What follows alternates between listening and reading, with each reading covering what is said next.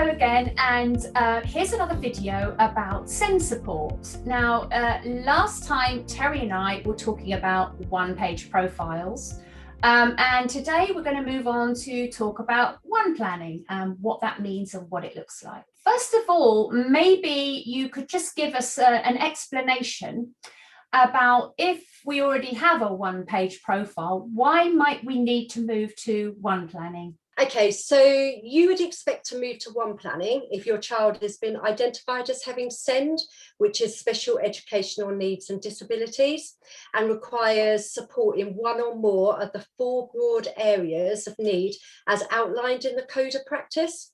So the 4 broad areas of need are communication and interaction, cognition and learning, social, emotional and mental health difficulties, sensory and or physical needs. Yeah, so there are 4 broad areas of need that are recognised within the Code of Practice, but sometimes those needs can be met just with a one-page profile like we outlined in our last video, but sometimes it might be that a child needs a bit of a higher level of support there, and that's where one planning comes in. So maybe, Terry, you could just talk us through the one planning process. What does that look like? Yeah, of course I can. So a one planning is a way to complete the graduated approach in a person-centred way. The graduated approach, one planning, should follow 4 stages, and this is often referred to as a cycle. So the 4 stages of the cycle are assess, which would be when the class or the subject teacher working with the SENCO would carry out a clear analysis of the child's needs and gather the views and evidence from parents, the child and any other professionals that are involved with the child. The next stage would be plan, so meaning the teacher and the SENCO in consultation with the parents and the child agree on the outcomes that are important to the child. Okay, the next stage is do. This means putting the plan into place and the SENCO supporting the school staff to deliver what is in the plan. And then the last stage is review. And this means looking at what difference the support and interventions is making, deciding if the support should continue, change, or come to an end. The cycle of assess, plan, do, and review then starts again. Yes, so there's a lot to unpick in all of that. So what we're saying is that if the child has previously or currently has a one-page profile, and yet despite some of those strategies or recommendations being put into place, the child is still not making expected progress for the one reason or another. And so the one plan then outlines the specific support that's needed around those areas of difficulty. And you've described there the 4 broad areas of need.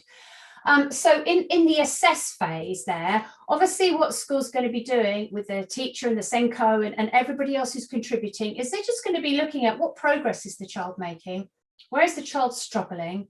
They might be looking at comparisons with national data about how children at that age and stage should be progressing, and then thinking about devising this plan. And that's the point at which the school must inform the parents of that there's a plan being put into place. So that's what it says in the Code of Practice.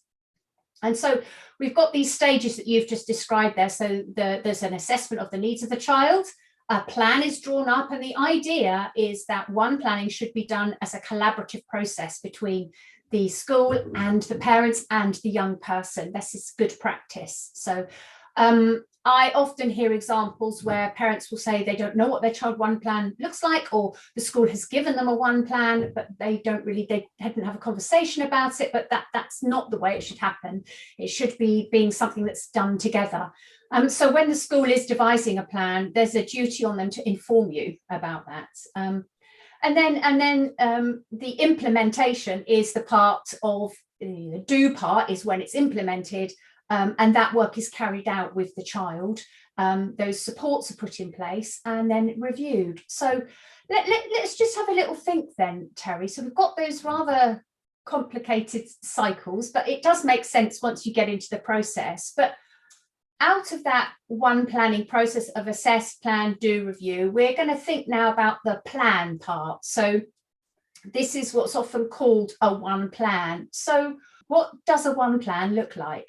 So a one plan will have the long-term outcome. Then next to that, it will have a short-term next steps. Those short-term next steps should be SMART steps. So they should be specific, measurable, attainable, relevant, and have a time frame. Then you have where the child is, their current level, where they currently are. Then you would have what interventions and strategies are going to be put into place, and then how often and by whom. And then lastly, you would have a review section, and that would be where you would say what has worked, what didn't work, and what needs changing. Yes, Terry. So the one plan that you've described there, with those particular columns, you're right that what we need is these very specific targets. And I think that of the work that I do with families, this is probably the single issue that comes up the most often, is that I often see one plans that are not specific enough, or where the targets for support are not related necessarily to the child's areas of need. So you've identified those 4 broad areas of need. So for example, some of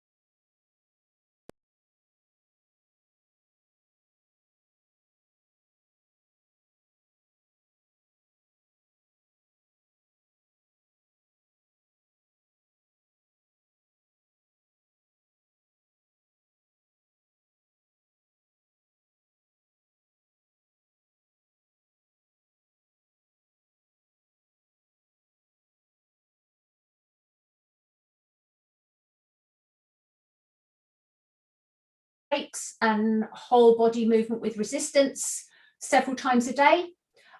Or it might say something like to engage with the zones of regulation, for example, this package of support and teaching around emotional regulation.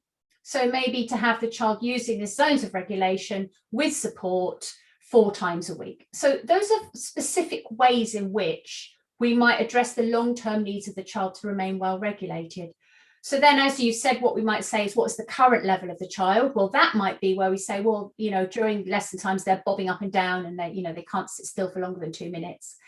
And then you'd go on to outline the intervention and strategies, and then how often will that be implemented and who will do it?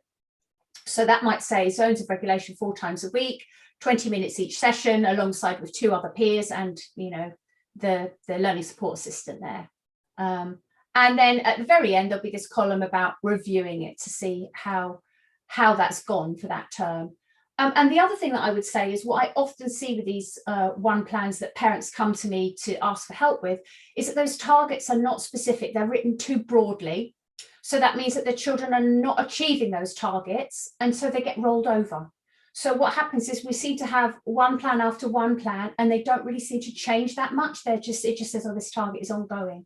Well, that shouldn't be the case. The target should be reset at the review cycle each time, where we then reassess the ability and the needs of the child, and then remake the plan and then implement it and go through these assess, plan, do, review cycles again. So I know that the local authority have template one plans on the local offer, and I'll put the link to that with this video. But I personally have a different format that I prefer to use, and that's the format I use with most parents. So you'll be able to see that here. All right, Terry, so we've covered the assess, plan and do part. So let's just think about reviewing it then. How should these one planning meetings take place? So the SEND code of practice is not specific about the frequency of reviews, but given that the code suggests that schools should meet with parents 3 times a year, good practice would indicate that reviews should be at least termly. The decision to involve specialists can be taken at any time and should always involve the parents. I think it's really important as well to mention here that any reviews that are taking place, the child should be at the centre of those reviews, and the parents should also be a part of that process. Yeah, so that's right, that good practice is that those review meetings should happen termly, but there's nothing in the code of practice that says they can't happen more often than that. So if you've got a particular pressing need, or your child has a high level of need that requires some very quick interventions, and you want to change something that you've got a very time specific period there, then you could actually have those review meetings more frequently if everybody agreed that that's what was in the best interest of the child. But it's true to say that those meetings should happen as a conversation together. So there should be a conversation together with the school and the family, including the young person where that's appropriate, to just review how things have been going, and together to reset where those targets need to be. And everybody should have the opportunity to present their evidence about what has happened within that review period.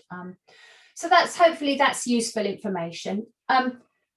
So Terry, given that we've got this cycle of assess, plan, do, review going on, you're having the regular review meetings, those one plans are being produced together in partnership, where would we be, do you think, if the child is still failing to make adequate progress? What would the next step be here? The next step then would be looking at an application for an education, health and care needs assessment, which can be applied for either by the school or by yourself as a parent.